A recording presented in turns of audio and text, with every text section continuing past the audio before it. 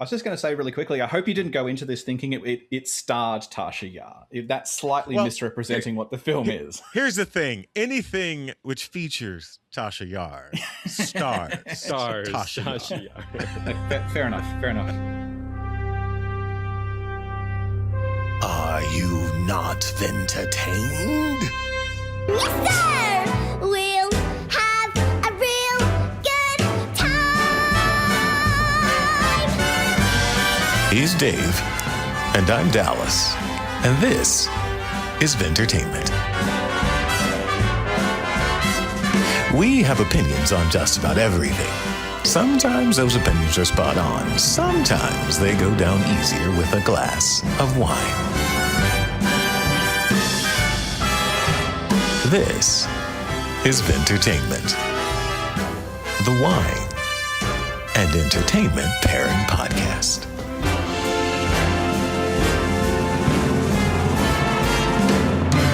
Welcome, everybody, to Vintertainment. This is the podcast where we pair wine with entertainment. It's as simple as that. You don't need to understand wine. You just need to have fun with it. And the understanding will come with time. And our favorite way to have fun with it, try to consider what kind of wine matches the tone, style, and aesthetic of the movie, show, album, book, or comic that you want to enjoy, or vice versa.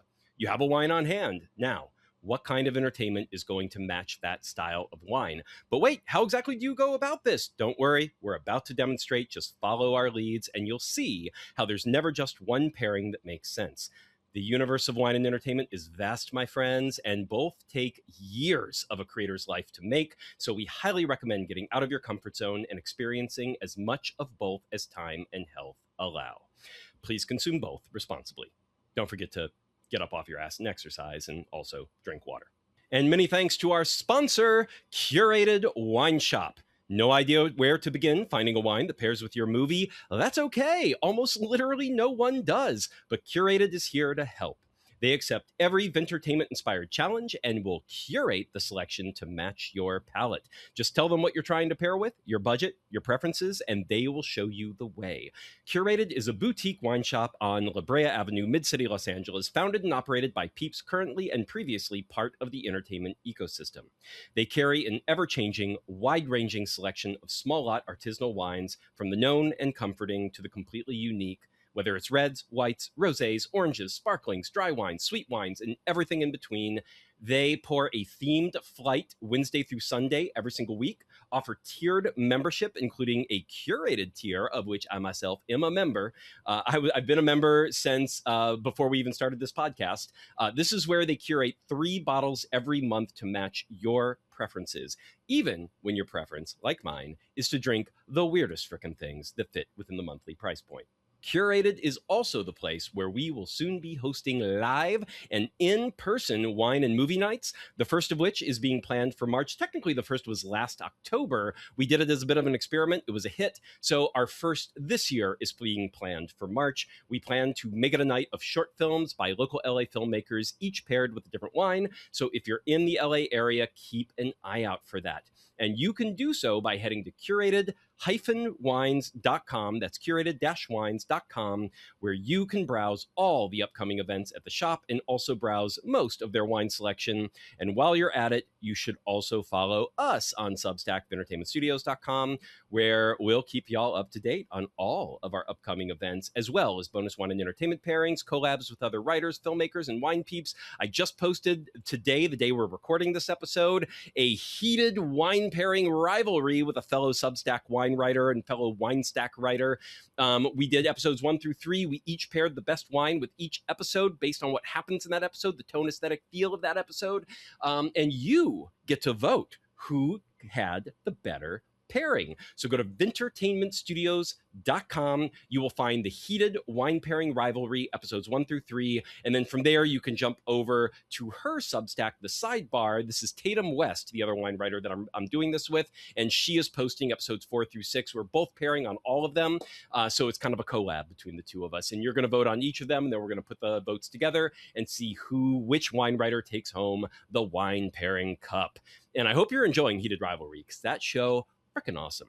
I mean, I know it's a thing. I know it's, I know you think it's going to be kind of like popular but not good, like 50 Shades of Grey and or Twilight or something of that nature for the fans of Twilight and 50 Shades of Grey. So sorry, but Heated Rivalry, it's a really well done TV show. I've never read the books. I don't know how faithful it is to it, but the TV show, beautifully written. It's a sincere romantic drama. If you think you're going to like a romantic drama, this is one of the best I've seen on TV. So highly, highly recommended. Anyway, theentertainmentstudios.com for us, and curated-wines.com for our sponsor, Curated Wine Shop. And now let's get to our show and our very special guest. All right, everybody, please welcome our very special guest today, dialing all the way in from Australia, from Melbourne. Sorry, Nick told me to swallow the second syllable of Melbourne, so I'm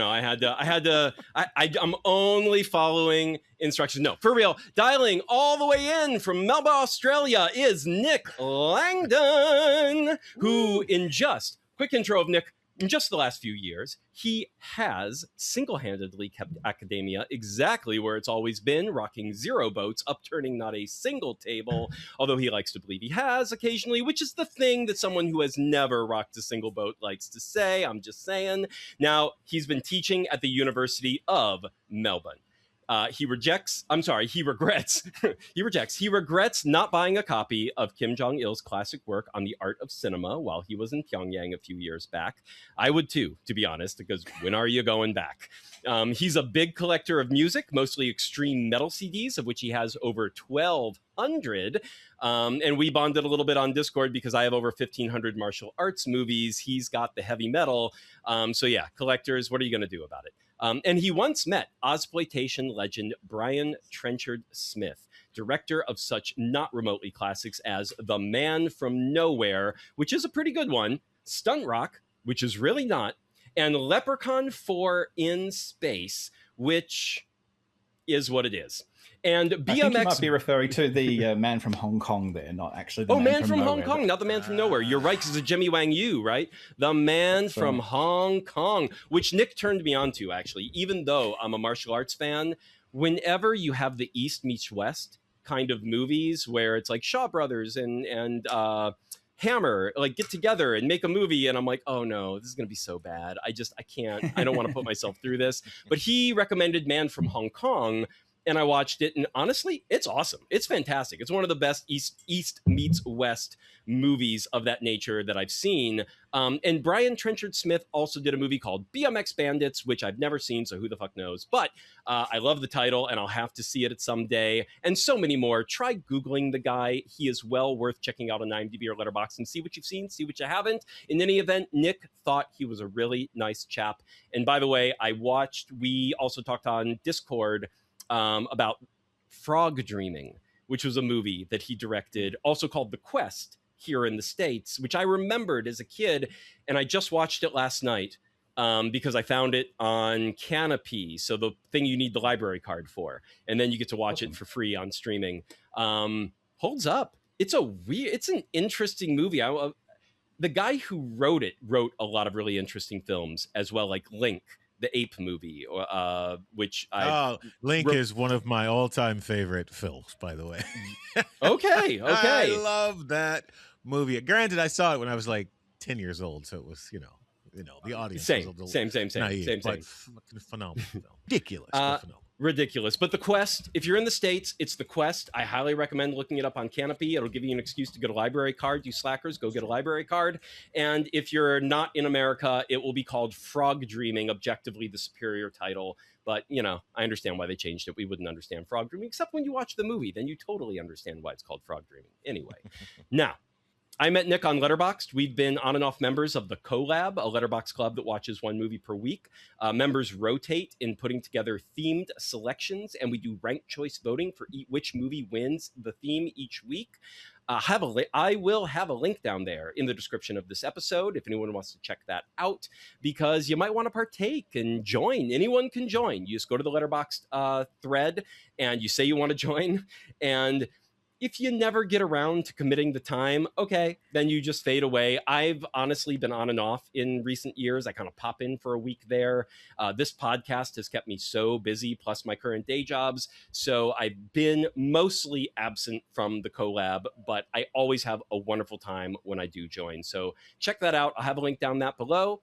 And on that note, Nick, welcome to Vintertainment. How you doing today? Great to be here. Great to be here. It's my quest to educate the world on the correct pronunciation of Melbourne as well, and about Australian cinema too. So it's great you started talking about Brian Trenchard Smith too. And just on Frog Dreaming, that was actually written by a really interesting guy called Everett DeRoche, who was an American who moved to Australia to work for the public service and then decided to become a TV writer. Then he became a movie writer as well. And he has written a lot of classic Australian films such as Road Games, A Long Weekend, Razorback, Patrick, and Fortress, to name but 5. Right. Is Fortress the Christopher Lambert movie? No, Fortress? That's another Fortress that was also filmed in Australia, but that was the one in the 90s. This is a one that was done as a co-production with HBO about some terrorists who kidnapped some school children, which was what year was this? 1985. 85. Okay. Huh. Right. Yeah, it sort of ties into like the Zodiac killer's threats and the first Dirty Harry movie, which was about kidnapping a bunch of children, and this is like a feature-length thing. And it's a fantastic film. I definitely recommend that one. And look up Everett DeRoche. He's a really interesting guy. Wrote a lot of really interesting films. Honestly, when I was watching Frog Dreaming, it felt like, I was like, is this based on a novel? There's something about the storytelling that felt very novel, like kids novel, even like YA, what we would now call a YA novel, but something like Hatchet back in the day when I was in elementary school. I don't know if they had the book Hatchet down wherever you grew up, Nick. But that was like, that one, no.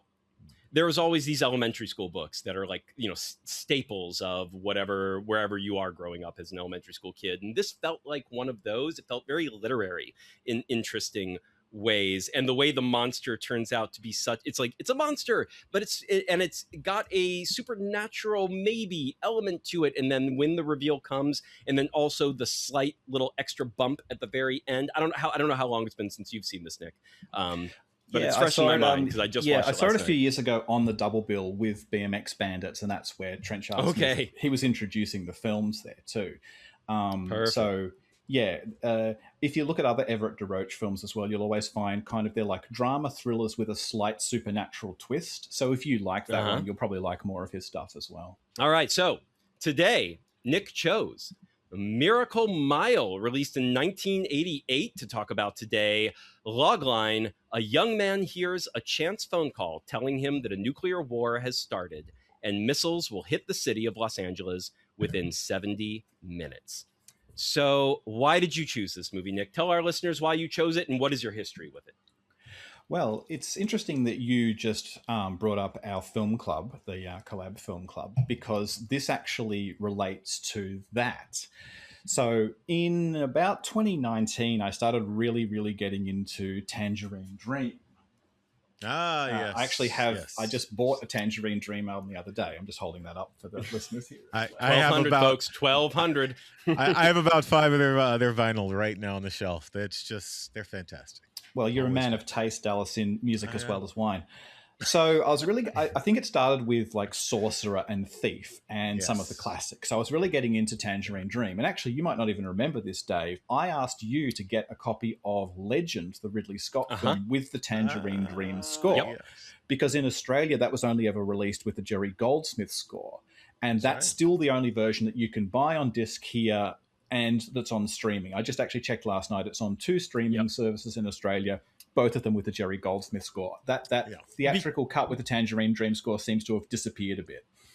Right, and I think that was like the theme that we voted on Legend. It was all Tangerine Dream scores, right? Well, no, it wasn't actually Legend. So I put up a theme of obscure movies with Tangerine Dream scores, and the winner was Shy People, the Andrei Konchalovsky canon film. Oh, I hated that movie, yes. Which you did hate that film, that's right. But anyway, about this time when I'm really getting into Tangerine Dream and their scores, I got into Miracle Mile because that relates to another obsession of mine, which is Cold War cinema. So I was trying to watch like all yes. these Cold War films, and one of which I found was The Soldier, a very schlocky action thriller nuclear threat movie that I also have done recorded a podcast on out of interest. And the other one was Miracle Mile, another nuclear threat movie about the Cold War with a Tangerine Dream score. So that's how I sort of approached it. And the reason that I picked it here to talk about today is not only is it a great film, but I believe it's also the only film I've reviewed on Letterboxd where the director has complimented my review of his film. Very nice. So in like 2020, Steve DeJarnatt, who was the writer and director of this one, he was trying to promote a book that he'd written about his career, and he was also trying to get some interest in his website that he was building at the time. And based on what I looked at last night, he still seems to be building it. I'm not sure how much progress he's made in the last 5 years. So we were talking about his film, and I also directed him to Alan Parker, the late Alan Parker, whose website is the gold standard when it comes to movie directors. It's got huge amounts of information and essays on all of his films. So I was saying to Steve DeJarnatt, thanks for the great movies, but check out Alan Parker's website if you want to see how to do a movie website properly. So that's kind of my backstory with Miracle Mile. That's why I watched the film in the first place, and that's why I really wanted to talk about it as well. Beautiful. Yeah, and Steve DeJarnatt, he seems like a very patient guy, as we'll get to when we discuss the history of Miracle Mile. Oh, yeah. So he might be taking his sweet time with whatever he's currently working on. Dallas, what's your background? Have you ever seen this movie before, or was this your first time? No, not much history with this film. It's pretty sparse. I do recall one conversation with another film buff friend of mine. He and I have this sort of game we play passively, and it's basically like degrees of Tasha Yar, if you guys are familiar with Lieutenant Tasha Yar from Star Trek. Star Trek. Is this like the elite version of the Kevin Bacon game, is it?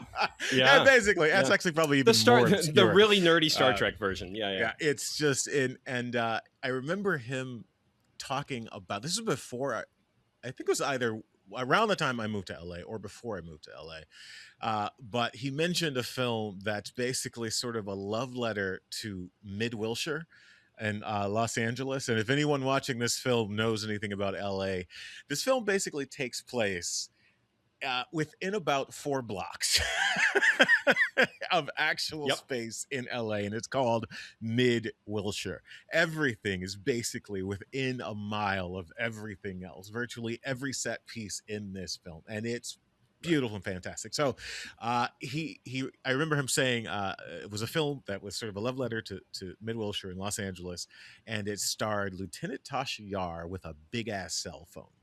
And that is kind of as I was watching this, I went, oh shit, this is the movie he was talking about. You know, it was that moment. So that is my history with this film. And I'm happy to say I was not disappointed by the what the fuck cinema that I was exposed to today. And that's mine. How about you, Beautiful. Dave?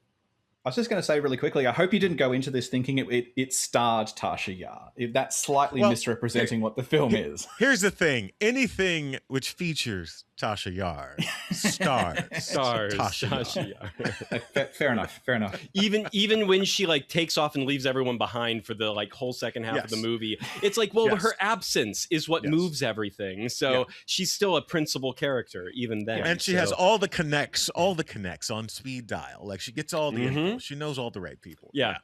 Her character is very both her character is confusing and interesting at the same time. Absolutely. Like you're sort of like, who is this woman? Like, why does she have these people on speed dial? And they never entirely come out and really clear that up. Like it seems, but apparently I think she's supposed to be a stock trader, and apparently she trades a lot of very important stocks or something. Yeah.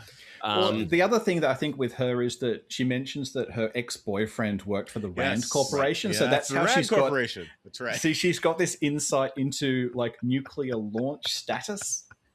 Right. That's right. I still feel like she had too many people on speed dial that I was like, wait, but you're not with him anymore. Like, why are they on your speed dial? That's a little interesting. Have you seen the size of her phone? Yeah, this is true. But back then, size didn't mean what it meant. I still remember one of my favorite movie moments is Rollerball with James Caan.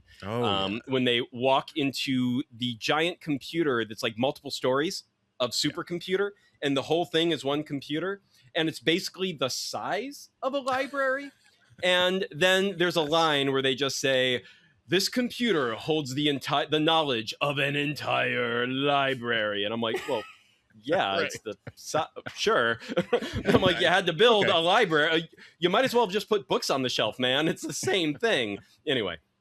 So yeah, I had seen Miracle Mile, or sort of.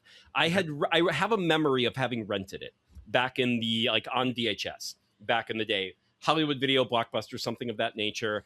I think I was very intrigued by the premise, and I remember struggling to keep my attention on it. I think I was too young. I think I wanted thrills. I think I wanted it to be, a disaster movie. I wanted it to be Volcano. I wanted it to be Armageddon. I wanted it to be, I wanted that kind of like pumping. Yeah, this is like a world's ending. Let's go.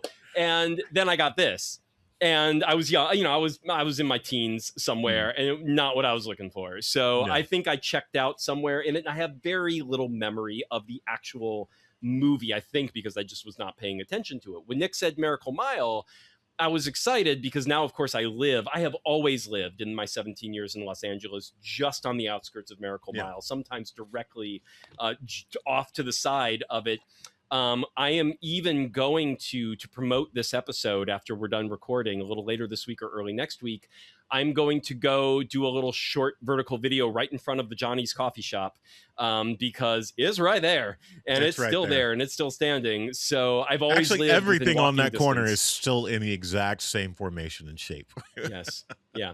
So it is really interesting how much of a little photograph into the past of this area that is largely unchanged. They've kind of built a metro underground since then, and that's about it.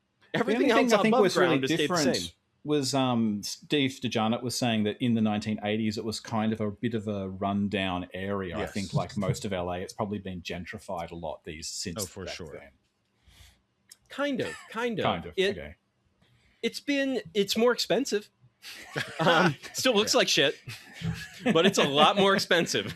Sure. So it is gentrified in that regard, and it's very much, that might be more commercial, I'm not sure. But for example, that Johnny's Coffee Shop, we're going to cover this in the history real quickly, but the 99-cent only store bought it. And it's a 99-cent shop, and it now serves as the parking lot for the 99-cent store. So not too gentrified. Let's just put it that way. That is still where we're at in that little area. That said, there are some very expensive restaurants that have cropped up all around it, bars and whatnot that are not cheap whatsoever. But at the same time, it does look old. It looks like a product of the past. So I'm sure the vibe was different back in the day, and Steve DeJarnatt is not wrong about that. But in the last 17 years, it's roughly had the same vibe since 2008, and that is not too gentrified. I will put it that way.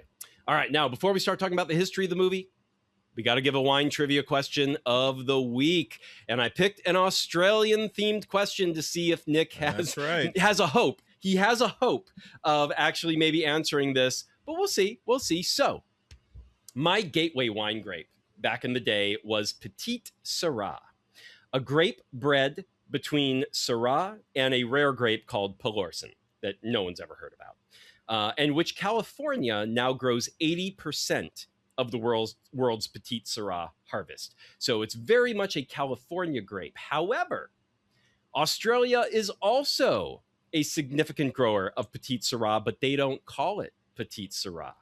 So what is it known as in Australia? Is it A, Syrah, a cross of Syrah and Pelorsan, so Syrah, B, Durif, C, Aragonês, or Aragonese with a Z at the end, but you pronounce that, it's a Portuguese word, so Aragonês, or D, Freisa, Freisa. So it is Syrah, Durif, Aragonês, or Freisa. I'd say I'd probably rule out the last two because they're a bit too fancy for the average Australian pronunciation. So I'd actually go for A on that one would be my answer. All right. It is B, Durif. You were close. You did chop it down to the right two. Believe it or not, Aragonês and Freisa are the names in Australia, but for different grapes, surprisingly enough. Apparently, do you guys have good relations with the Portuguese? Because apparently they brought over a bunch of grapes to you, like specifically. Yeah, we did. And of course, we exported a lot of eucalyptus trees to them in the same way we did to California, and then they catch on fire. So unfortunately, you don't understand how our trees work. Yeah. Well, it's funny. I right now, my day job, one of my day jobs is I represent wine in LA, Portuguese wine in LA. So they import it to the States and I sell it to restaurants, wine shops, blah, blah, blah.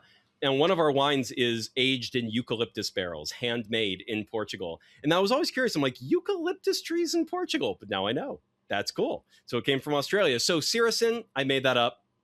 It's just a made-up word between the two parent grapes. Durif it is named after the botanist Francois Durif, who made Petit Syrah in the first place. So they still call it Durif in Australia and not in America. We changed the name to our own little name for whatever reason. And then you do call Tempranillo Aragonês in Australia still. And then Freisa is what you call Nebbiolo in Australia. I don't think you grow a lot of any of these. I think you just grow a little bit of all of them. But those are your names, apparently, when I looked it up. So, all right, that has been our wine trivia question of the week. And Nick, I'm going to give you half a point because you didn't lower it down to the top two. That's true. Now, a brief history of this film before we get to our thoughts on it and talking at length about it, just so everyone has context of where this film came from. So we have to start with an article in the LA Times from 1989 that states, quote, "For 10 years, Miracle Mile has been a legendary script around Hollywood. It was chosen by American Film Magazine in 1983 as one of the 10 best unmade scripts." This obviously predates the blacklist and things like that. So there was no list that chronicled the best unmade scripts, but this was sort of word of mouth said this was one of the best at that time. Bill Pashong, a professional screenplay reader for the last 10 years, said it was, quote, "easily one of the 5 best scripts I've ever read. Maybe the only script I've seen where I wouldn't have changed anything," unquote. And nobody in Hollywood would make it.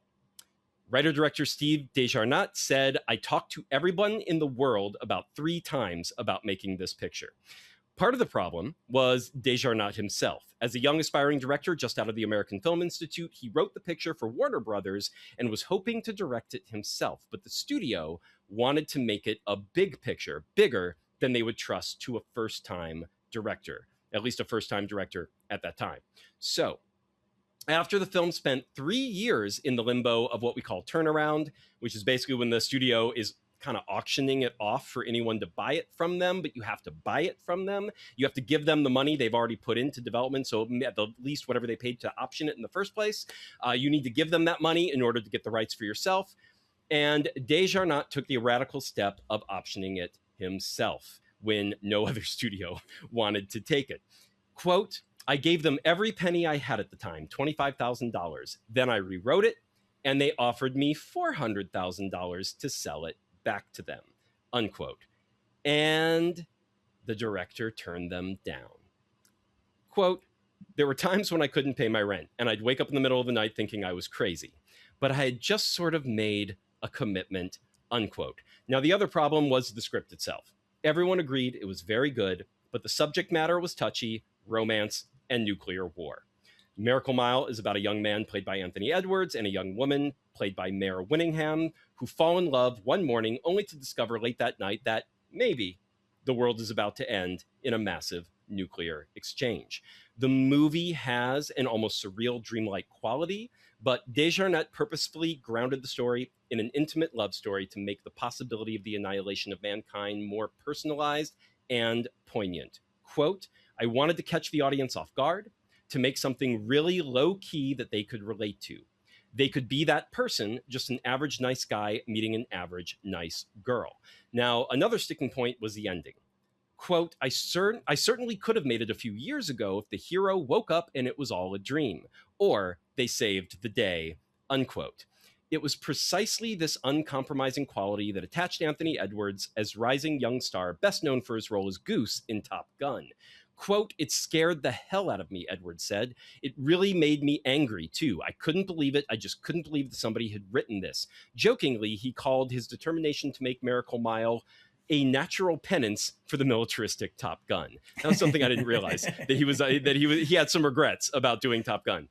The film's realism is echoed in its minimalist conceit. Not only does it take place in a single 24-hour period, but it's also set in Los Angeles' Miracle Mile, the Wilshire district near Park La Brea, and the La Brea tar pits.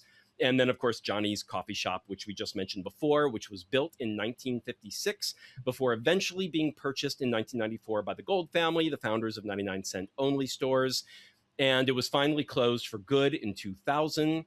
But it was often leased for filming and has appeared in movies like Volcano, The Big Lebowski, American History X, and Gone in 60 Seconds. It was declared a historical landmark in 2013 and was briefly, cheekily renamed to Bernie's Coffee Shop in honor of presidential candidate Bernie Sanders, as the shop served as his campaign office throughout most of 2016. As a historical landmark, it still stands today. Now, in any event, Helmdale Films, one of the groups behind Platoon, gave DeJarnatt $3.7 million to make the film as he wanted to make it. Can I just mention on the filming company there too, a much more relevant name to mention is that they were the company that actually gave James Cameron a shot with the Terminator. He was a similar, he'd made like one short film in the way that DeJarnatt had. He was shopping this script around town. There was a lot of interest. Other people wanted to direct it. They wanted him to sell the script. He refused. And it was actually that company, was it Helmdale or Helmdale? Was it? It was Helmdale, I believe. Yeah, David Hemmings, who people might know from Deep Red, the Dario Argento film. He founded that production company there. So there, and the Terminator will come back, as I think there's a few more links back to that one too. But it's good that these companies were willing to give these young writer-directors a shot when most of the majors wouldn't.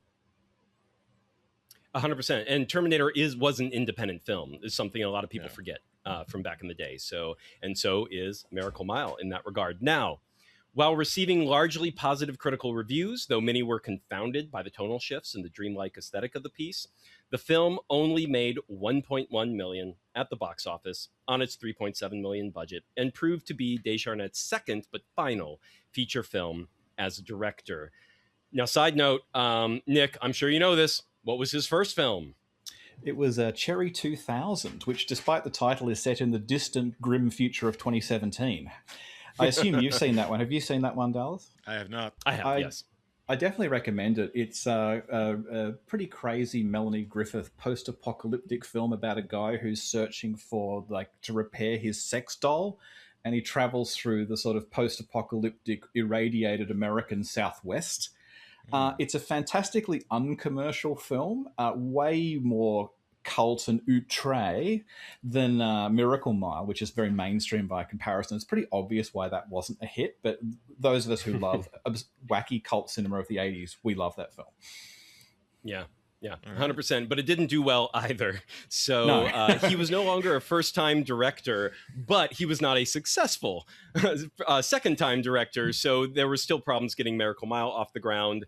And he has since directed predominantly TV, including X-Files, ER, and Lizzie McGuire, cause a paycheck's a paycheck.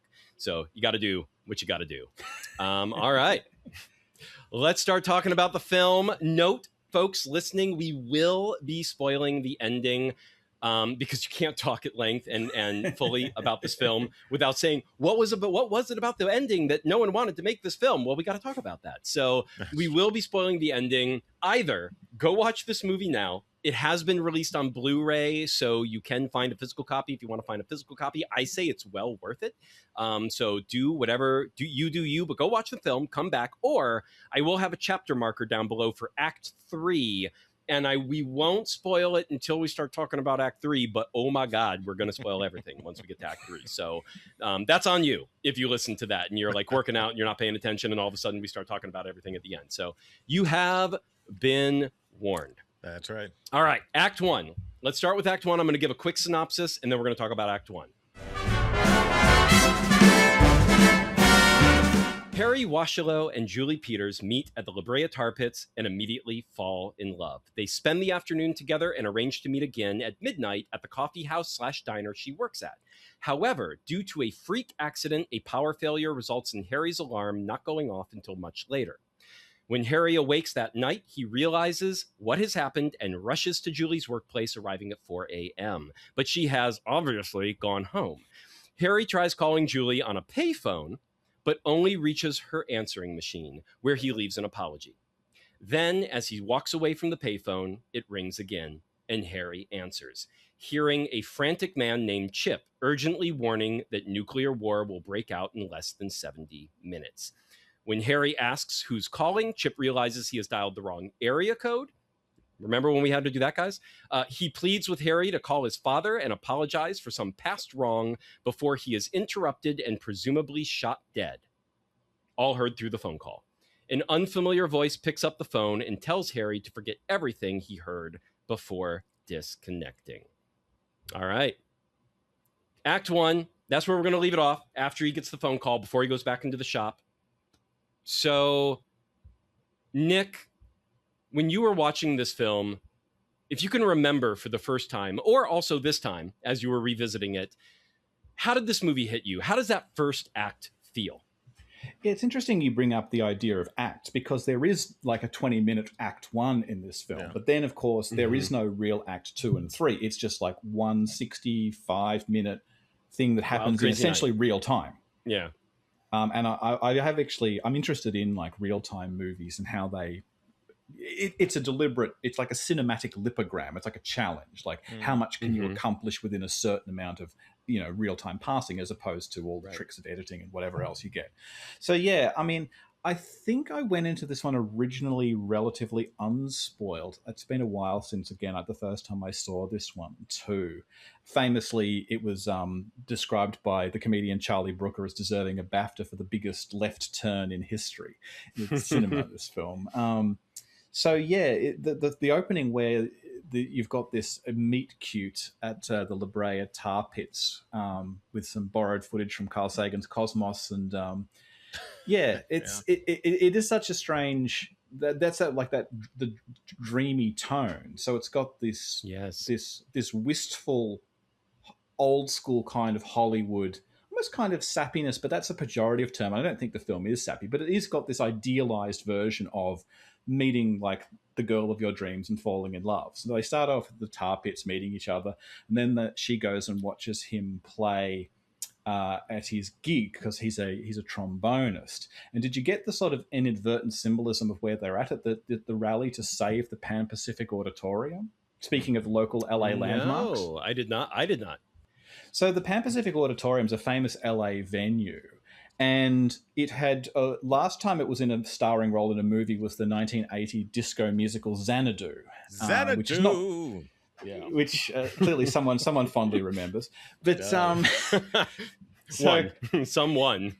Yeah. So it's like an Art Deco icon of Los Angeles. But by the late 1980s, it had been shut for years, and it was just homeless people were living in there, and that's what caused it to burn down. Only actually 5 days before the Miracle Miles US premiere. So they're at this rally to save the Pan Pacific Auditorium, but of course they don't know that it's going to burn down in the real world. And this kind of is an inadvertent metaphor for the way the whole film goes, is you've got two people who are making all these plans for the future, but they don't know there will be no future. The whole world is going to burn down. So there's an inadvertent symbolism there with the way that the opening act works with the rest of the film. That's super cool. Yeah. It's amazing you say that, because for me, Act 1 is definitely sort of a leisurely little walk through a perfectly sweet little like postcard presentation of LA. It is an incredibly, if you're in or around this industry, it is an incredibly meta film and script, and I know why it was so popular around town. It's because everyone got the references. Everyone knew the walk. They knew the boulevard. They knew the park. They knew it was home to them. So I get why it was so such an intimate sort of read for a lot of the people in town, or connected to the industry. So that made sense. It also makes sense that they couldn't find anyone to actually produce it, because it seems like such a very specific little film, at least Act One.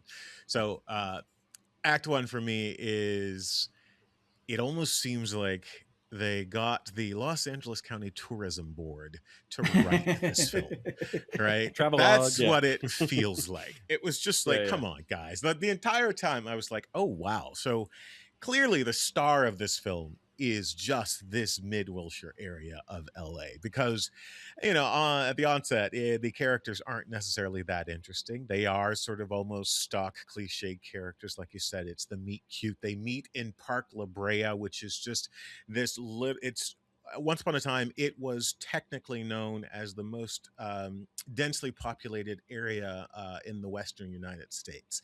And so it's this sort of enclave of massive buildings. It's just a really dense population. And it's right adjacent to all the other stuff here. So it was almost saccharinously sweet. And it was all the cliches that you want from a good Hollywood romance. And you're right about the left turn. I call it the jackknife. It is the greatest jackknife in the history of cinema. I truly believe when we get there. But yeah, Act One was definitely sort of, pleasant, low stakes. It was just about the set pieces. And as a person who loves LA, who loves everything that is even remotely kitschy or cliche about LA and moviedom that has been featured in moviedom, I just absolutely loved Act One because it was so schmaltzy and ridiculously sweet. So yeah, I wasn't expecting much, but I enjoyed Act One. How about that?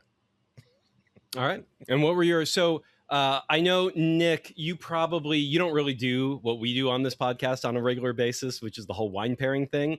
But did you have any thoughts? So Dallas, you first, actually, what were your thoughts wine-wise after getting like this far into the movie? What were you thinking? This is pretty straight on. This is pretty sweet. This is clearly, Act One is a date night Act One. Right. This is a very sweet little ode to postcard. Hence the jackknife. Hence the jackknife. It is a very sweet little ode to date night cinema. It is, again, for anyone in the industry familiar with it, it is very meta.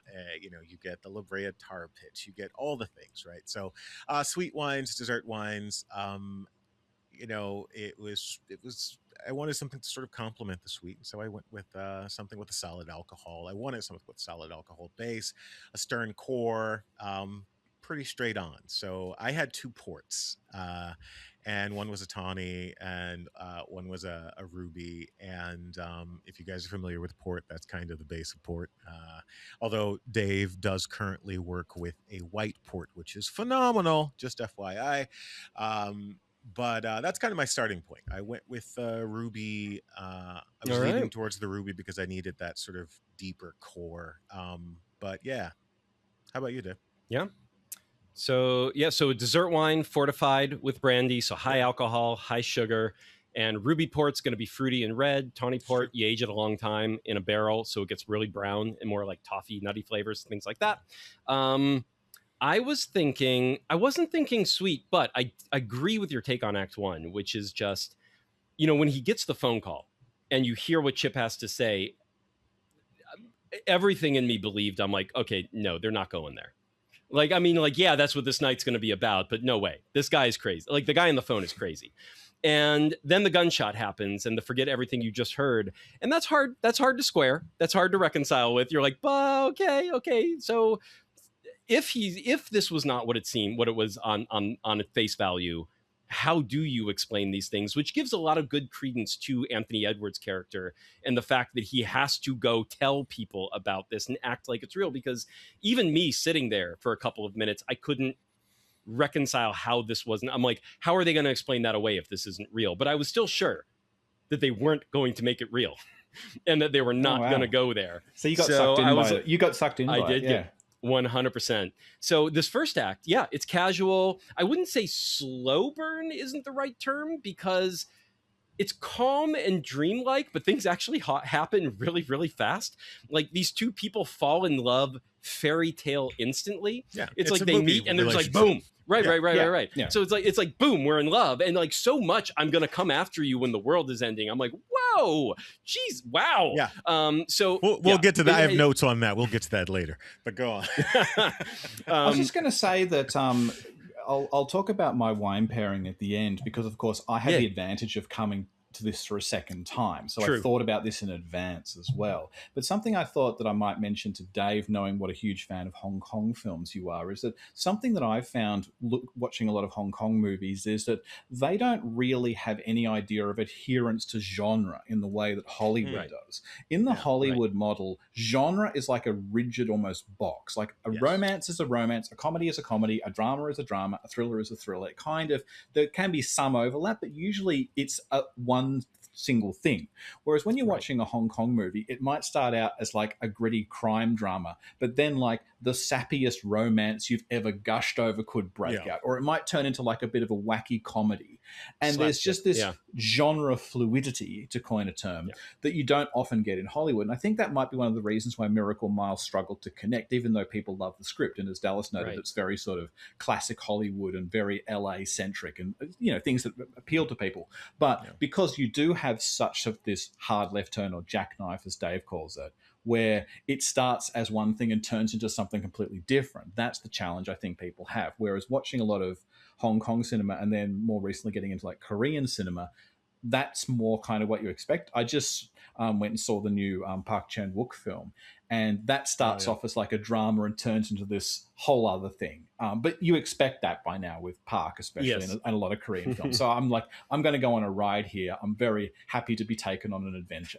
Interesting. Yeah. And I think you're right in terms of like, you can have a disaster movie and there will be a romance embedded somewhere within that. Like Hollywood loves their, like if we have a hero, they're going to have a romantic interest, and we're going to bring up your favorite from the 1990s, Armageddon, just on your point, you start with the rock tumbling towards the earth. So they're setting up the disaster. It's not like it comes out of nowhere.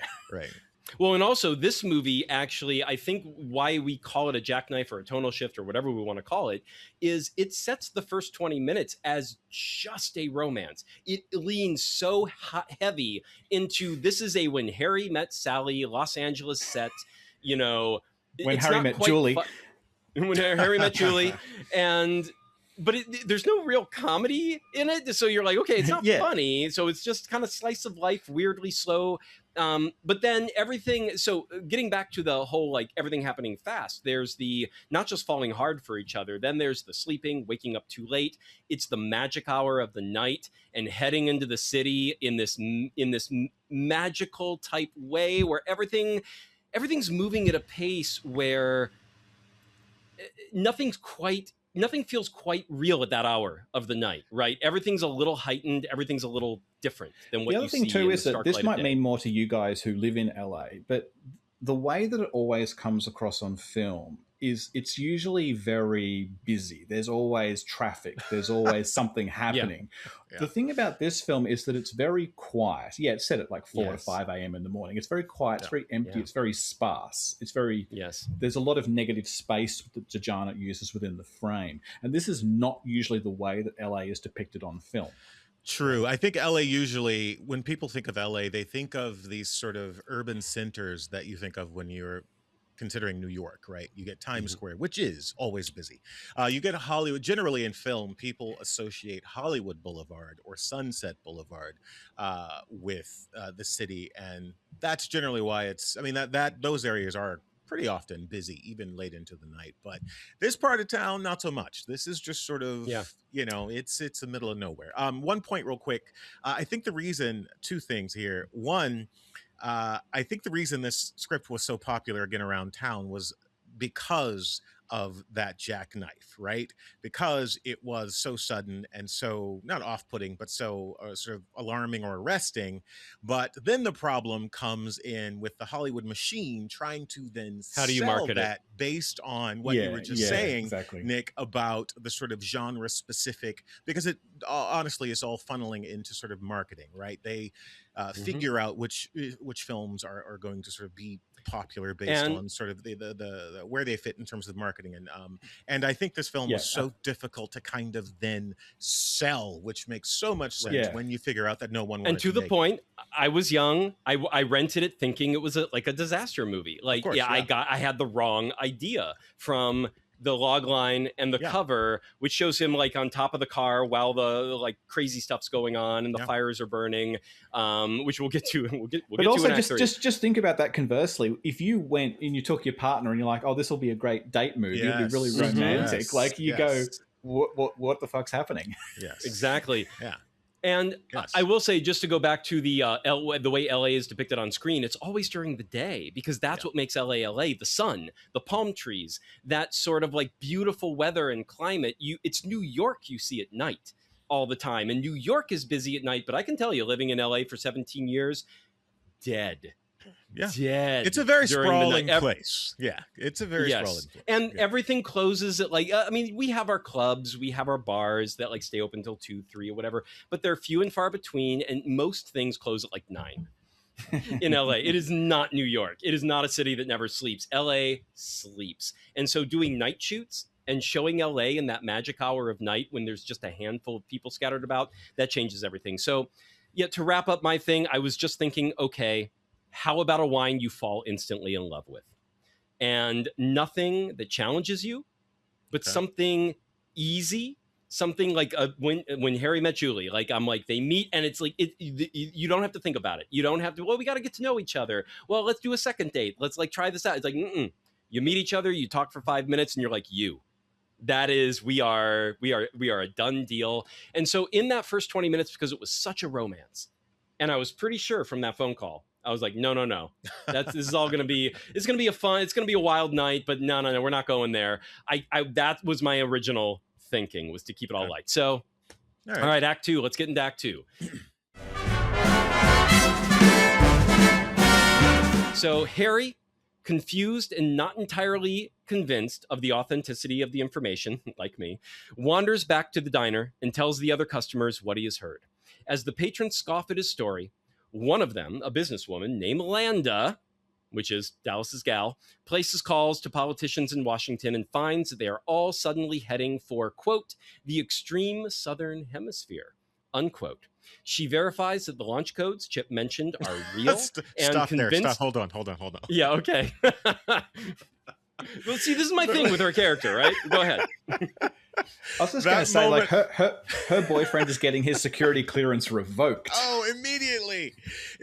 That moment, I'm not kidding you. I jumped up and went, what the fuck did I just hear? And I had to rewind it. I was like, oh, okay, that's the ride we're on. Okay, I'm here. Fine. All right, go on, Dave. That was just, I went to just sort of state that was a moment that I physically had to jump up and rewind. So Landa, convinced of the danger, immediately charters a private jet out of Los Angeles International Airport to a compound. I know this character, to a compound in a region in Antarctica with no rainfall. I mean, like this is the hard. Weirdly, this is the hardest part to believe of the whole thing. But anyway, precisely.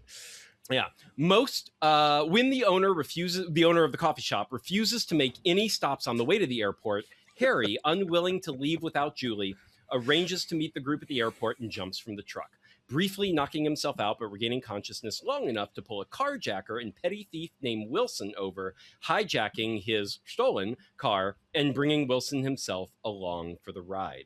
When Wilson figures out that a disaster is coming, he urges Harry to allow him to briefly stop and pick up his little sister, Charlotta, an environmental protester who does activism work near nuclear power plants nearby. Yeah. While attempting to pump gas, Wilson and Harry are stopped by the police. Wilson spills gasoline on the police to get away, but doesn't expect it when one policewoman fires her gun, accidentally setting herself on fire. Her partner and the gas station owner are also both killed in the process. Giant explosion. Harry and Wilson are both guilt-ridden, but continue to flee, hijacking the new abandoned police cruiser.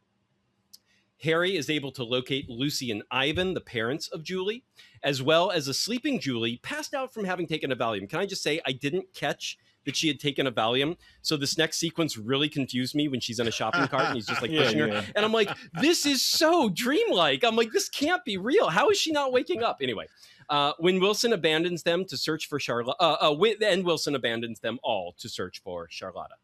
Harry places Julie in a shopping cart, wrapped in a rainbow Afghan blanket, and hurries to reach the helipad at the top of the Mutual Benefit Life building, a tall financial skyscraper built where Landa said to wait for a ride to the main airport. As Julie awakens, leaving the cart and the Afghan behind, she innocently believes that Harry is taking her on a hot air balloon ride. And she's thrilled, but Harry is saddened. When Lucy and Ivan are shown to have rekindled their romance, her parents were kind of not talking to each other for a long, long time, but decide to drive away. 15 years, not a long, long time. 15 years, and they live in the same building. Right, but a long, long time of not talk. That's a long time to not talk to each other. Yes, I'm saying, but Yes. not just a long time would be okay, 2 years, but 15 years. Got it.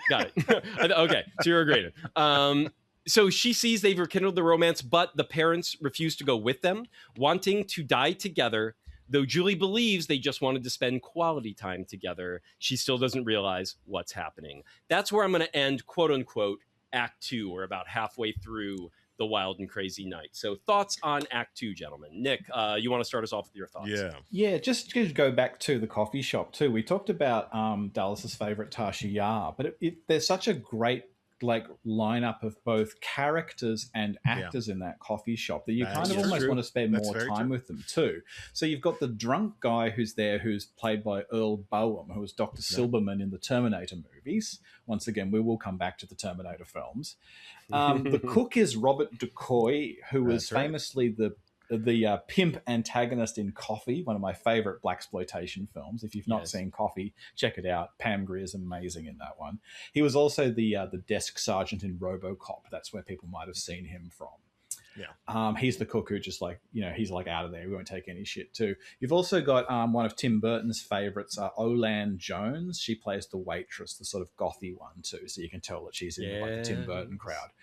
And then you've also not quite at there, but you've got what's his McKelty Williamson. Michael T. Williamson, yeah. He's Wilson. He's Wilson. He's Wilson. He's Wilson. Sorry. The guy in the stolen card. I wasn't trying to pronounce his name, so Michael T. Yeah, he was, of course, famously Bubba in Forrest Gump, but that's a shit film. I liked the whole ensemble that they had there at that late night diner, and if they're all having meals and coffee at 4 o'clock in the morning, it feels like they all know each other. So you've got this kind of interesting crew there. Agreed. Dallas, what are your thoughts on Act 2 here? Oh, let's see. Again, the wonderful jackknife moment, as I like to call it. It was initially, I did have the same response and reaction. I was like, oh, okay. Well, clearly the guy on the phone is in an insane asylum and he's having a moment, calling random numbers and just, sort of, acting out. That was my initial sort of thought. It's like, oh. Is that before or after the gunshot? This is even with the gunshot, it's not difficult to make a gunshot noise. I mean, it's not difficult to make a gunshot noise, at least in film. But again, why? It was hard to reconcile. It's hard to reconcile. Yeah. I think as a reader reading this script, the head scratch moments makes this a fucking phenomenal read. Right. It just you want to know where is this going? Read. Yeah. We talk about this all the time, in terms of scripting and writing and world building. The read for me is most important, and I think this script must have been a fucking ride to read. Anyway, I think the sort of out of the blue kind of turn really just propelled us into this kind of vortex of what the fuck, which started with the diner, and immediately in the diner scene I started having this thought. This felt like a play. This entire script felt like, I wonder if there was a core idea of a play that started here, because I could see I doubt it, but the dialogue is very I doubt it. Again, I doubt it. But again, it feels like, being a writer, sometimes I'll write a play and then it's better as a film, or, vice versa. You go back. There's an idea you sit with for a long time. Just also nuclear Armageddon with helipads and skyscrapers. That's the beauty of plays, Dave. That's the beauty of plays. You can do anything in a play. And just on that idea too, is it also the real-time element that's something that would probably you'd more associate with a stage production than a film, because you say, okay, we've built this set. How much drama can we have within this confined location within the real progression of time? Right. That's sort of, those parameters make it a really intense sort of, play live experience, because your audience is quite literally there with you. But so I did have that thought initially. I was like, oh, I could see this being a play, a really sort of abstract sort of, to play. And it made me like the ride even more, which I did not think I was going to do. I was a little surprised that I enjoyed it even more once it got to the diner scene. So this is kind of where things begin to sort of agitate and sizzle for me, and made me think of something more fizzy or frizzante, which is, if I ever have children, I'm going to name one of them Frizzante. Frizzante? There was. Absolutely should. 100%. There was this Frizzante rosé, which we had, Dave, at a local little wine shop here not far from me, and I got a bottle. And I started thinking about that, but it's like I'm not sure. This doesn't have enough weight to it, because it's clearly, after this sort of jackknife moment, we're getting into some deep territory here. I'm like, oh, okay, this is where that kind of, this is the existential crisis coming. All right, so okay. So then I started thinking in terms of that agitation, of that fizz, like we were saying, and then landed on, of course, Lambrusco. If you guys are familiar with what we've been doing around here for the last few months, one or more of us has been raving about Lambrusco at various times. This very specific Lambrusco. So that's where I decided to sort of go next and leave the ports behind. Yeah. Okay. All right. Yeah. So yeah, I was still sticking to my guns of doubting that this was actually happening. So this act 2 was really all about doubt to me, because Anthony Edwards starts to tell everyone what's going on. They start taking extreme actions, which causes death, destruction. As it starts to really like snowball, I was like, oh Jesus, what if he's wrong? Like, he'll have all these lives on his conscience. And to be fair, you still have to be like, well, but do you keep this information to yourself, even if you're wrong? What if you're right? Right. And so that is the conundrum of just that doubt, and like, what do you do, and how much of whatever then happens is or is not your fault? And I was in this little like center zone of like, which way do you go, whether it's going to wind up being a real thing or whether it's not. You're kind of stuck in the same catch-22 situation of you're damned if you do, you're damned if you don't. So is this a wine? So then I went from like, a wine that you easily fall in love with to like, is this a wine of regret? Is this like a wine of like pure uncertainty? And yet Anthony Edwards' character rarely falters, right? He keeps taking action, whatever the consequences, even though he himself does it multiple times, like to himself. Like sometimes he's by himself and he like just says out loud, like, what if this isn't happening? Like, what if I'm wrong? What if this isn't happening? But he wants it to be a relief that it's not going to happen. So it's not hitting him like a burden, at least not in the moment of this night. It might hit him as a burden later down the line if this didn't happen. But I didn't know what to think or feel. Probably much like the characters. So you keep moving forward without knowing what's right, without knowing how to fully deal with such a situation. So a wine that makes you feel uncertain. So I went all the way from kind of the polar opposite of my last thought, which was something you easily fall in love with, no thought, no struggle, no challenge, to like something that just keeps you constantly off guard, contemplative, but not quietly so. Like he just challenges you at every step. So I was starting to lean towards that polar opposite. I was just going to say, I'm so happy to hear that the film works for you. And of course, that's the main dramatic thrust of it too, is that do you believe this based on the word of one man? As you can see, like Tasha Yar, she like straight away, buys it completely, starts acting, puts that whole thing into motion. Sorry, I should what's the name? Land the character. And then other people they think he's just talking shit, and that's a very human response as well too. It's like people sometimes just shut down, or they're not willing to hear like these such bad news, apocalyptic news. Bad news is really underselling it, like apocalyptic tidings. Let's just say. Well, if it wasn't for Tashiar's character, the rest of the coffee shop really would have done that, right? Absolutely. They only start taking it seriously because she makes those phone calls and they hear her responses.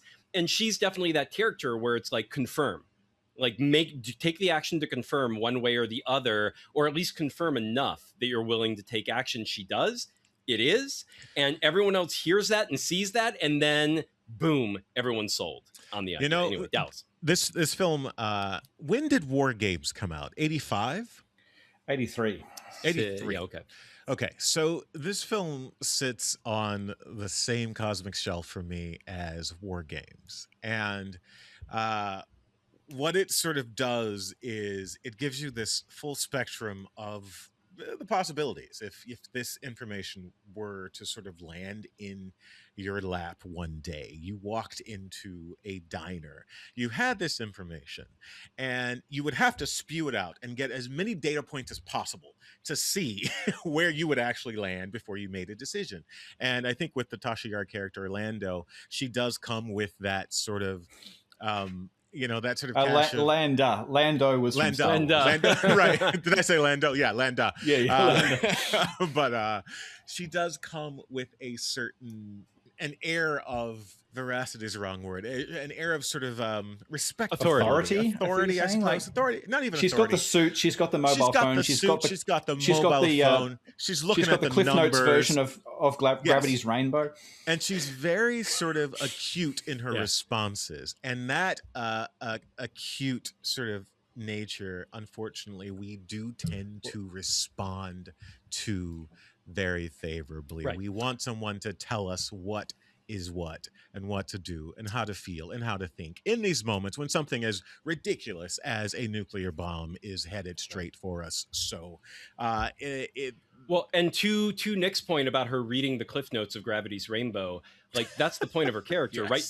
Yes. As quickly, like no nonsense, as quickly as possible, get it done. Yes. And of course, you're not there to Gravity's enjoy Rainbow is a novel about nuclear war in part. Right. Yeah. Right. But the cliff notes, she's not reading Gravity's Rainbow. She's not there to enjoy the work. Exactly. Right. Exactly. Right. She's not taking in. I'm an 80s pros. businesswoman. I've got my phone. I've got my shoulder pads. I don't have time for a 700-page, I only have time for the Absolutely cliff not. notes. And that's essentially what this film is. It is one beautiful little cliff note. But go on, Dave. She has time to take in the information, which is what she's doing about this event and this moment. She's like, give me the information. I will then go take action. Nothing else matters to her. Yeah. That is her personality and character. She's Lieutenant Tasha Yar. Yeah. She learned it well. And actually, interestingly, because this film was filmed in '87, so I think it would have been around the time that she actually was on Next Generation. Yeah, just also later, on Dallas's point about war games. Something that Steve DeJarnatt said is that the film was almost a bit too late because it came out it premiered at the Toronto International Film Festival in '88, but then its US release was March of '89. Mm-hmm. So by this time, you've got the Cold War kind of winding down. He said if it had come out early around the time of like War Games or the day after in like about 83, it probably would have struck a chord more with the public. This was like, the peak of like the sort of Reagan paranoia about the Soviet Union. But again, by his second term and into the George H.W. Bush administration, you're dealing with like perestroika and Gorbachev and like the Berlin Walls would come down later in 89 and things are winding down. So the film, like I think Dave brought up the pretty mediocre box office, but if it had come out like 6 years earlier when the script was the hottest thing around town, it could have been a hit. Yeah. Yep. What's the marketing? With a very large interest in marketing, though, because I would love to see the marketing roll out for this film, because I imagine there were places where it was marketed as a sort of romance, or at least visually, in terms of the aesthetic, and then other places where it was this hardcore sort of nuclear drama, because it is just so disjointed in an odd way. The only thing I will say, I doubt it was marketed, because I think to Nick's point, you can't market this as a romance because it's not enough like the actual playtime doesn't deal with the romance enough. But the It's a romance great is really romance, though, Dave. But what the romance also Doesn't drives the matter, plot. but yeah. I'm not The arguing ending. that. I'm not arguing that. She disappears for the whole middle of the movie, right? That's not what the movie is predominantly focused on, even though it's the core. That's a and core. it's the emotional core, but Yes, it's not. exactly. We're just following Anthony Edwards through almost all of Act 2 until even when he goes to get her, she's asleep. And then he carts her around, dead asleep. So the romance is like at the beginning and at the end. Well, the and romance is in set his stretch. head. most of the film. Sure. But I think that would be, to Nick's point, the more disappointing thing would to say this is like a proper romance and then you get this. Versus you say it's a disaster movie, at which point it's a weird disaster movie, but it is a disaster movie. All It's through. a Nick, disaster you look like you romance. wanted to say something. You don't really even see the disaster, but this gets back to what I was saying about like the way that Hollywood studios work. It's not only that they've got this sort of these like genre boxes they put everything in, but that's how the marketing works too. Yes. Okay, yes. this is how we market a comedy. This is how we market an action movie. This is how we market a romance. Just also like since we're getting into Act 3. If you watch a lot of 70s films, you'll know that they love downer endings, but downer endings were really out of fashion by the 1980s. So that's another thing that's kind of, when maybe he started writing this a decade before it was released, bummer endings where everybody dies were in vogue, True. I can see that, yeah. I do think downer endings, because they've done a lot of things, like whenever they do a test audience, right? And they'll ask them about the ending, like it has a downer ending and they're going to test the ending, but then they'll ask them, did you like the ending? Audiences don't answer that as though, was it the right ending? Like, no. Because a lot of the times audiences will be like, no, that was the right ending. That was the best, but I didn't like it because it was sad. Right. And so they're answering it truthfully, but they don't mean that they want it different. They just mean it's not an ending meant to be liked, meant to make you feel good. What you're saying, studio executives always take that to mean they got to change it. Yeah. What you're saying is that they like the characters and they were so invested in the drama that that's the reason they're having that response. But like you said, then studio executives, they take 2 + 2 and get 5 and decide they need to change it. Right. Act 3, guys. Here we go. Harry and Julie are horrified to be greeted by 2 unnamed businesswomen with Arctic clothing and machine guns. Who are these, Nick? Well, one of them is Jeanette Goldstein. There you go. From Cameron, at least. Cameron, but not necessarily the Terminator. She was in Terminator 2. She was in Terminator 2. And Near Dark with Catherine Bigelow and Aliens the with James Aliens. Yeah. Yes. So from that camp. But when these 2 women arrive, Julie finally learns the truth about the impending apocalypse. Mike, a businessman from the coffee shop, drunkenly awaits atop the building for Landa to arrive, unaware that she has already left and probably isn't coming back for him or the other coffee shop patrons. Desperate to reach the airport himself and not having a car, Harry finds a gym rat at the local health club who offers to fly the helicopter for a fee, provided that his girlfriend Leslie is allowed to come along. Brian Thompson, one of my favorites, one of my all-time And really quickly, just favorites. while Dallas recovers from his laughing fit, what's his connection back to the Terminator? He's the other punk that isn't Bill Paxton at the beginning of the Terminator. He's the punk who actually gets his guts ripped out by the T-800 at the start of the Terminator. He has one of those Rutger Hauer faces. He does. Yeah. He is also the cult serial killer leader in the Sylvester Stallone Cobra movie, a movie I hate with all my heart, except for Brian Thompson. He is the best part. He's the head of the Night Slashers. The Night Slashers. And he's also in an amazing erotic thriller called In the Cold of the Night. That's a dreadful film, but it's really, really interesting that I also recorded a podcast episode on. And one other fun fact about Brian Thompson, his father was Steve DeJarnatt's high school geography teacher. That's right. He said that in an interview. That's right. Yeah. Okay, real quick. He said this was the only role where nepotism played a part. Okay, real quick. Dave, you said Harry finds a gym rat. In fact, what happens, people, spoilers, he finds a gym which is packed with people at 4 a.m. on the Miracle Mile. packed with classes in session, and they are the photo magazine ready. He runs through this place screaming for a with a gun, pilot, With a gun. for a helicopter pilot at 4 a.m. Walks through a door, and the guy who just happens to overhear it goes, Hey, he finds one. "I'll do it." I'm just saying. I had to stand up and applaud. I had to stand up and applaud that moment. It was the best thing I've seen in a very long time. This film is now currently in my top 10 for that moment alone. All right, go on, Dan.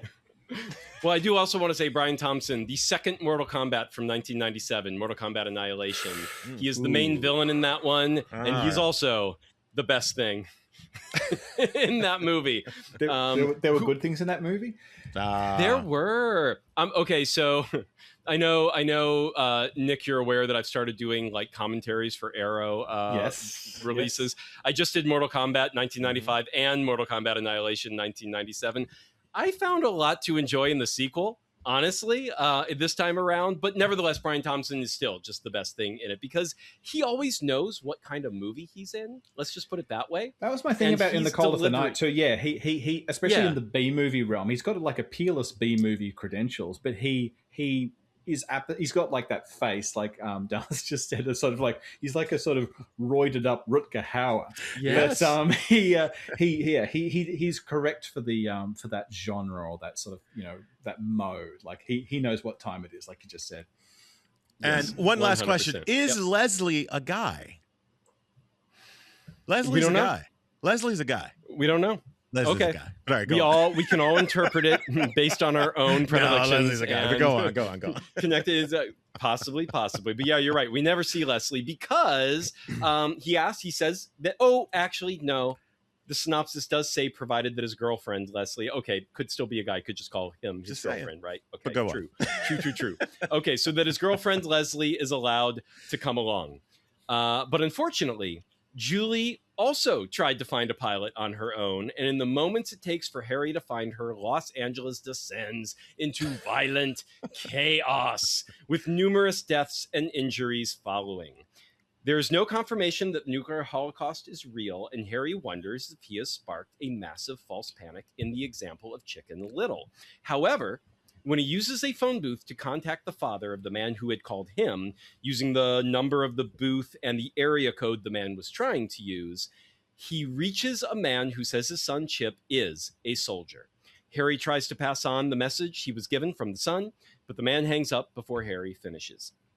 Julie and Harry meet up again in the elevator of the Mutual Benefit Building. Can I just say, though, Harry, one thing that bothered me so much in this movie, Harry is so easily distracted by fucking everything. He's supposed to get to the fucking airport with Julie, and he's like, I saw the pilot because I saw the back of some guy in a leotard and it might be the pilot and I'm gonna run after. I'm like, what are you doing? Go to the top of the fucking building, get on the hell, like stop getting distracted. I don't know if that bothered anyone else. To be fair, it's a stressful situation. There's a lot going on. There's a lot. True. When they get there to the top of the building, to the helipad, any doubts about a false alarm are eliminated when a missile can be seen streaking across the sky. Color me a little bit surprised even then, I will say. Harry and Julie expect to die there. When the helicopter pilot arrives, the gym rat from earlier that morning, he is bleeding heavily and has appeared to have lost Leslie to the violence in the streets below, but he declares that he intends to keep his promise and rescue his two new friends. After the trio lift off from the roof, several warheads hit, and the nuclear electromagnetic pulse from the detonations ruin the controls. The already injured pilot, dazed and bleeding to death, is unable to save the helicopter, and it crashes into the La Brea tar pits where this all began. The pilot is killed instantly on impact, but Harry and Julie are left alive and panicked as the helicopter's cabin fills with natural asphalt tar, which will drown them both. And I will say, if no one, for those who live in Los Angeles and have been to the Los Angeles tar pits and have seen the pool of this, it is kind of a mini nightmare everyone has who sees this thing. You kind of envision it a little bit. It is true. Julie is horrified at by the chances that they had to escape, if not for the various events of the past few hours. Harry tries to comfort her by saying that someday their fossils will be found and they will probably be put in a museum, or maybe they will take a direct hit and be turned into diamonds.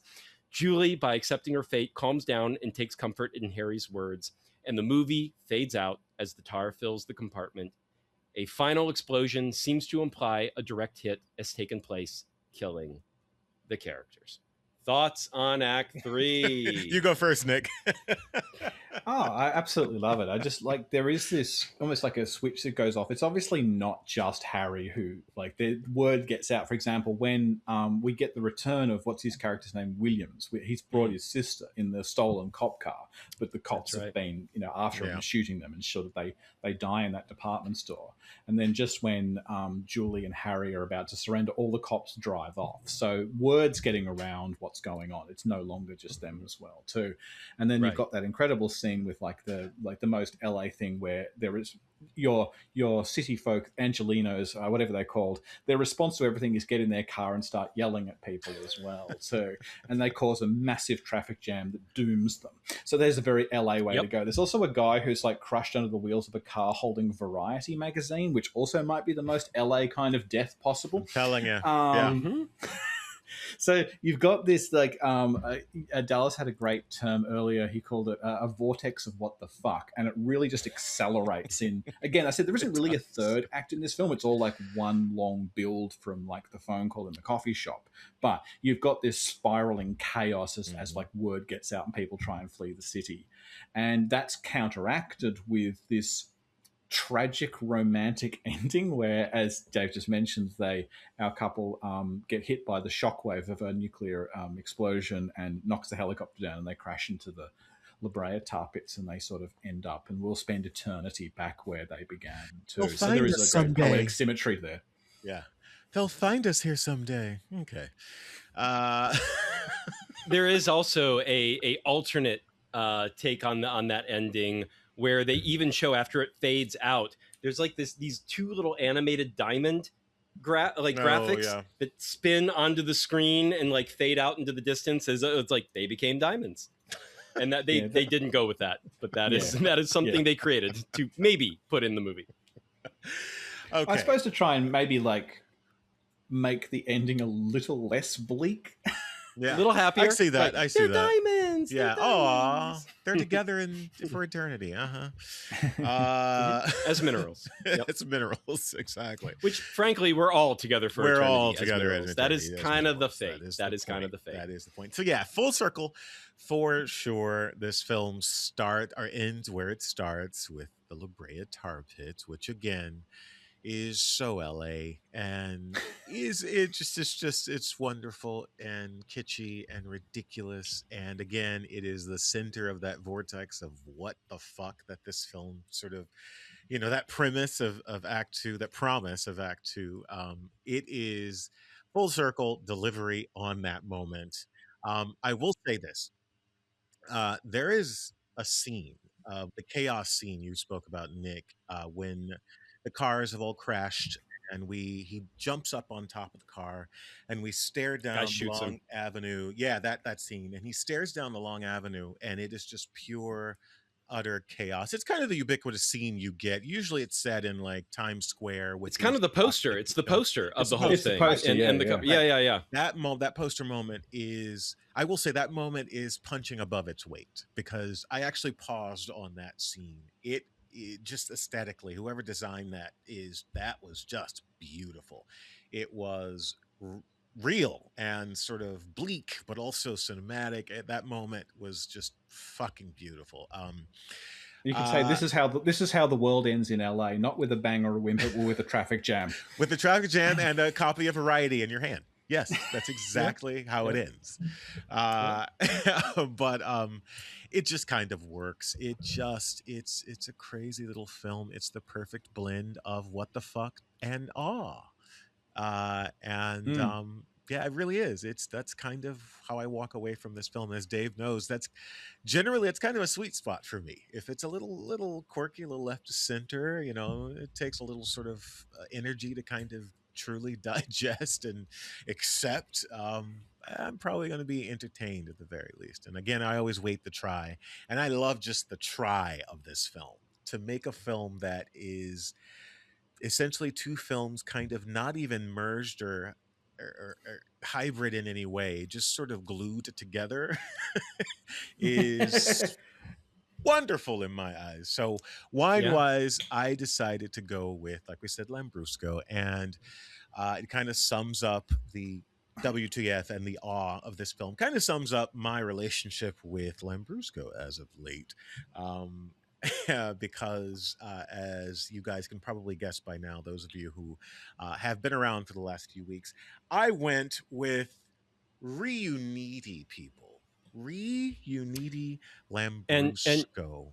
Please spell that for our listeners, because if you've never seen it spelled out before, it's not spelled how you would think. But trust me, any way phonetically you write it, you're going to get this return. It is Riunite. Reunite, essentially. Riunite. That's right. Riunite. That's right. Just like, if you want to unite a sappy romantic comedy and a post-apocalyptic, pre-apocalyptic drama, you just kind of glue them together. And Dave and I recently discovered that Riunite, contrary to everything I'd ever known or heard about it in media, is actually really satisfying. That's my choice. Argue with your mom or your dad. They probably remember Riunite. It was essentially the sort of best-selling wine from like 1976. Best-selling imported wine to U.S. From 1976 to the year 2000. Get those numbers, guys. That is insane. And it is surprisingly dirt cheap. This was $5.99 on sale. Retail $9.99. You're welcome. It is, I think, 8% ABV. 8 or 9, and just so satisfying. Like this film, it is something I did not think I was going to enjoy. It's something that seemed ridiculous to me, but I'm glad you brought it to my attention, at least, Nick, and I'm glad we found Riunite and this Lambrusco when we did a few weeks ago. That's my spiel. A few months ago. Oh, I guess months ago. Yeah, time. August. Yeah, we're real time. Wow, it's been a while. But I will say we paired it before with a independent horror film called Dead Mail. Dead Mail. Oh. Dead MAIL. And it actually shares some aesthetic similarities with Miracle Mile. Actually, now that you say that, yeah. So I kind of understand where you're going with that one. Have you seen that, Nick, by the way? No, I've never even heard of that. Okay. No. Ooh. All right. Check it out. Have you done an episode on it, or just We did. I'll check it out. Yep. Check that one out, and it was it's on Shudder here in the States. I don't know if Shudder is international. No Shudder in Australia. Okay, so someone probably has it somewhere. elsewhere, but yeah, I mean it debuted in like Toronto Film Festival, so I'm sure it's out there somewhere. But it's a period piece of the 80s as well, and these directors, they shot this on like a digital red camera and somehow made it look like an 80s. Like I thought it was an uncovered gem from the 80s. Like it's not retro. It's not like it's trying to be. It just it just kind of is. It is. And it's a really well done and very low key in its way, like Miracle Mile. And also shot in and around Los Angeles. That's true. Yeah. It's not supposed to take place in Los Angeles, That's though. right. But they did shoot it all in and around. And then it's supposed to take place in what, Indianapolis? Yeah. I think. Yeah. Is where it's supposed to take place. Anyway. So yeah, the ending of this one, I do think, I was surprised that they actually went there. But at the same time, by the time it was happening and the film was fading, I was like, yeah, this wouldn't have worked any other way. Like, there's no other way to actually end this without it being really forgettable. Without it just being like, okay, we went through all that, but for what? It had to, I think this, again, is it a happy ending? No. Does it give you warm fuzzies? No. Is it a good end to the romance? Yeah, kinda, in a way. But it's it's sad. It's traumatic in its way. but it is the ending. I can see why the director stuck to his guns. This movie, for all that it did not leave a mark in 1989 in theaters, I think the reason this movie finds the fans that it has found since then is because it is of a piece, and with that, where it goes with that ending, that's what makes this thing truly work as a whole. So we were actually on the same page with this one, Dallas. I selected a red sparkling. Yeah. So I chose a wine Dallas and myself sipped this past weekend. The Chateau. I got the bottle here. I'll see. Let's get it in my little narrow window there. The Boulier de Miniere. Chateau de Miniere. This is a 100% Cabernet Franc from the Loire. And this thing is lightly, kind of, it's quote unquote pet nat style or petulant natural, which is a lightly fizzy style. So kind of like Riunite again.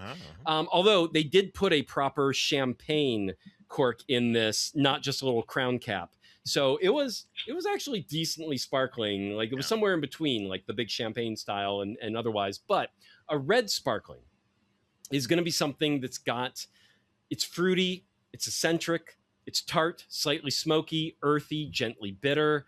It's complex medley of flavors and textures. Dallas went for the super easygoing Riunite, but I say go for the bolder, dry, sparkling red. The thing that is, again, going to challenge you. I think I had to go for the challenge, something heavier, weightier, more challenging, more interesting. Fun fact, I also paired the same exact bottle on our Substack, in our subscriber chat with Catherine O'Hara, who passed away this weekend, sadly. And I paired it with her entire style of her sense of humor, her style of comedy, because she is also, frankly, eccentric, fruity, tart, slightly smoky, earthy, and gently bitter in everything. That's a great description of her. I love it. I agree. But this also goes to show that a single wine makes more than one great pairing for different reasons, but also for the same reasons. It describes her set style of comedy, but then in this movie, I think this is the style of wine that really sits with you while you're going through this dreamlike, crazy, but kind of heavy movie. It's weirdly weightless and heavy at the same time. So you've got the effervescence of the bubbles.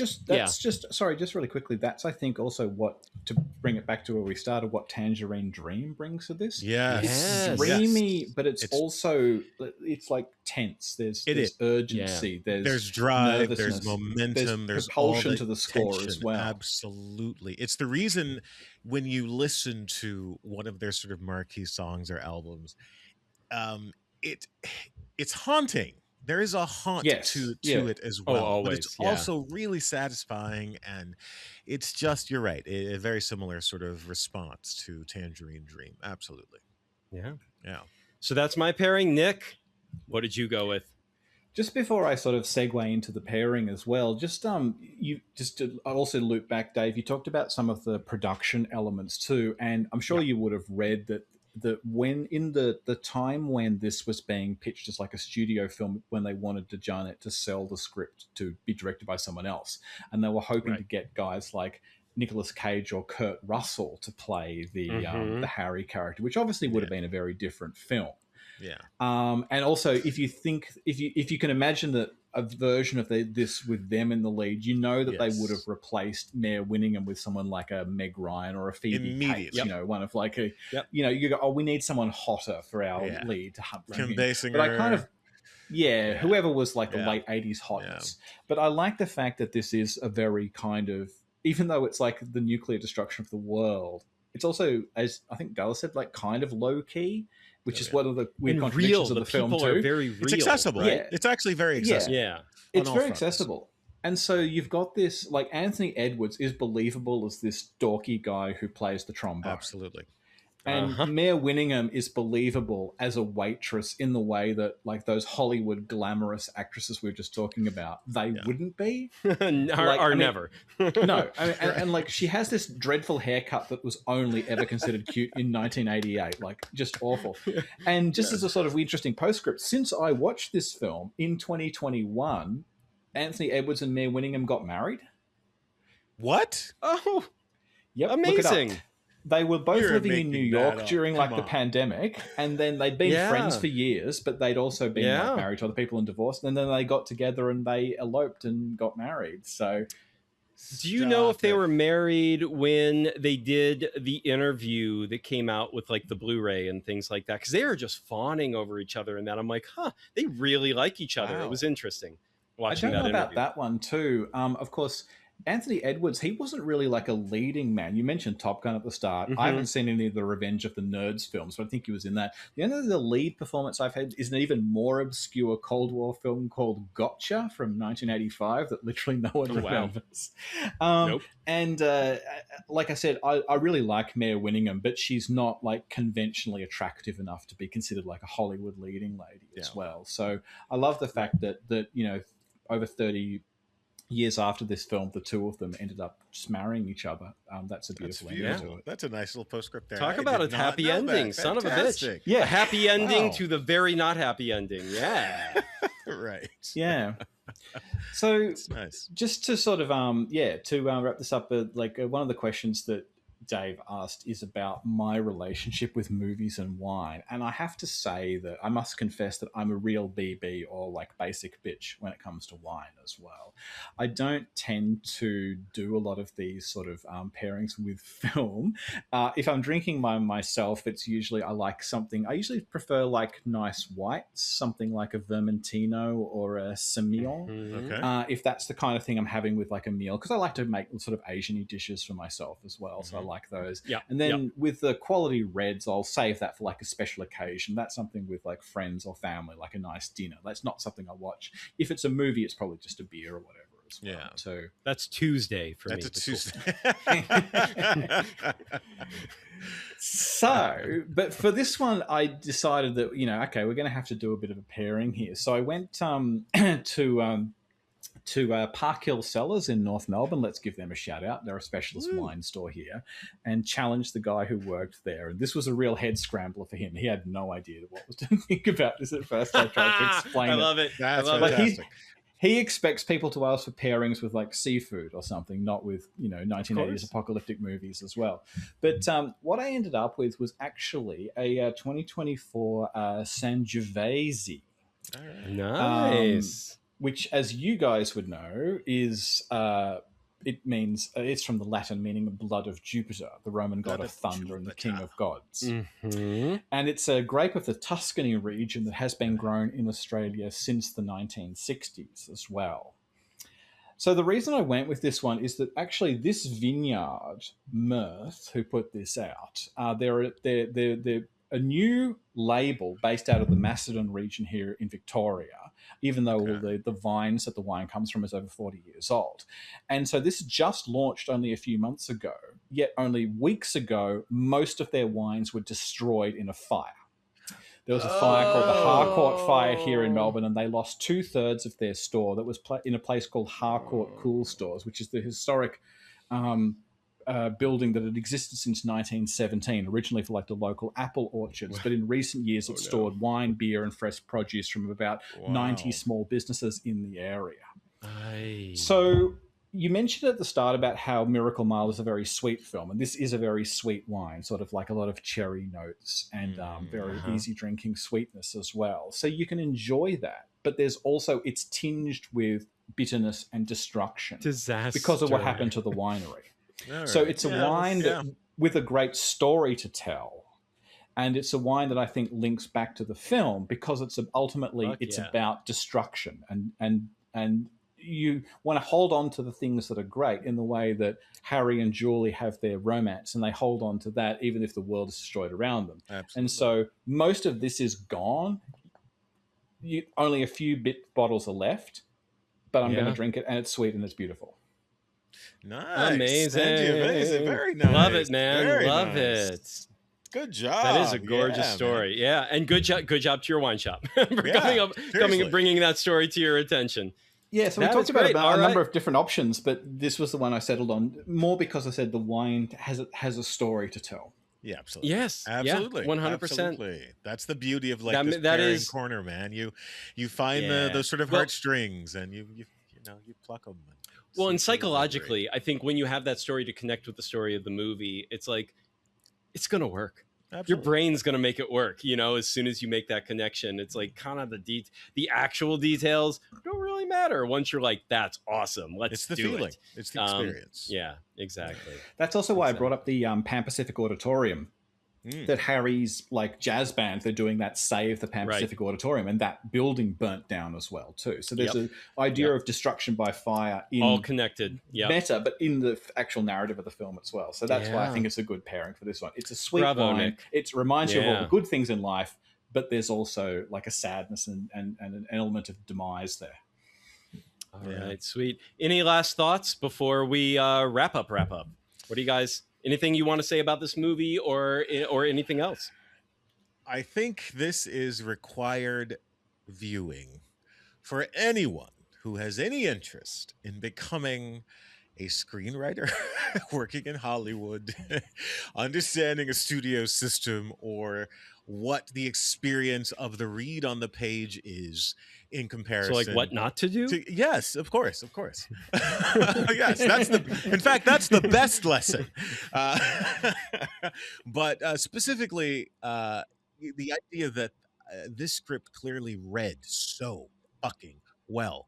No one had a clue how to get it made without major changes, and it just, what we did get, because it was done in the hands of the original creator, is kind of a vortex of what the fuck and I fully support it. Amen. It's the same reason this film so impressed people who read scripts for a living, because it is so original. It is so unexpected. You can say that this film has flaws, but you must also admit that there's nothing else like it before or since. Absolutely. Mm-hmm. But those same reasons that we love it and people who know film love it are the same reasons it didn't really connect with an audience in 1989. Yeah. And it really quite hasn't ever since. I mean, this is an established cult classic, but it's a long way from the mainstream as well, too. So that's one of the reasons I also picked it, is to champion what I think is a brilliant film that deserves to be more widely seen. Yeah. Beautiful. I agree. I think there's more people to discover it, and I'm glad it's been re-released. You can find it on streaming. You can find it on Blu-ray, depending on where you live. But go give it a look. Miracle Mile from 1989. Go take a look, guys. Nick, where can people find you or listen? What other podcasts are you on regularly, or where should people look for you if they want to find you online? Yeah, so the best place to find me is on Letterboxd, where I'm just under my own name. I'm one of the few people like you, Dave. I'm just under my own name, so I'm pretty easy to find there too. I feel like that was a mistake. I see everyone else under handles, and I'm like, oh shit, am I supposed to have an alias? No. Yeah, I forgot about that. No, I mentioned a couple of other podcasts that I've been on. One of them was recorded with some friends of mine in the US, or Chris, or also Ziglet Mir on Letterboxd, member of the Collab. I've recorded a bunch of podcasts on their show, The Searchers, and also Caliber 9 from Outer Space. I mentioned The Soldier and In the Cold of the Night. Those are 2 episodes I did for Caliber 9 from Outer Space, and that's hosted by Rob, who is Mosquito Dragon on Letterboxd, and they host a great show. Okay. Double bills. Mosquito Dragon. Yep. I know. It's so funny because Nick's had done podcasts with all the people. I just know them by their Letterboxd handles. Right. So it's good to put the voices to the handles. So and that's what's great about the Letterboxd community. It's bringing people together and talking about it. And when I was at Park Yourselves, I was telling them about your podcast. They're like, I should listen to that one as well too. So nice. They'll probably like the wine part more than the movies. True. All right, fantastic. And folks, find us on vintertainmentstudios.com. That is our Substack, where we just posted today the Heated Wine Pairing Rivalries, episodes 1 through 3, with another wine writer, where we paired with Heated Rivalry episodes 1 through 3, and you get to vote who had the better pairing. So it's a real rivalry. All right, so if you've seen the show, it is 6 episodes long. We posted episodes 1 through 3. Tatum West on the sidebar.substack.com. She's posting episodes 4 through 6 later this week, or as we're recording. By the time you hear this, everything will be posted, but the voting will still be open for another week. So go if you love Heated Rivalry like I do and like Tatum does, go check that out. We have bonus articles on entertainment, on wine, collabs with other writers, you name it. And once again, down below, you will find a link to the collab on Letterboxd, where you can find Nick, sometimes me, and others. We are under our real names, so fuck it, go find us. we can't hide, and it's all good to go. And once again, our sponsor this year, Curated Wine Shop on La Brea Avenue. Speaking of La Brea and LA, right. on La Brea Avenue in Mid-City, LA. If you're in LA, they will help you find your wine, your Vintertainment-inspired wine and movie pairing. You can go in and tell them, unlike Nick's shop, which will be totally weirded out, they're actually getting used to this. So you can go in there and ask them, and they will help you find the right wine to pair with your movie that evening or weekend or whatever you're planning to do it. So curated-wines.com or on La Brea Curated Wine. Do your Google Maps search. You will find them. Thank you so much for listening. We will be back in 1 week with another wine and entertainment pairing for your Vintertainment. Ciao for now. Later, guys.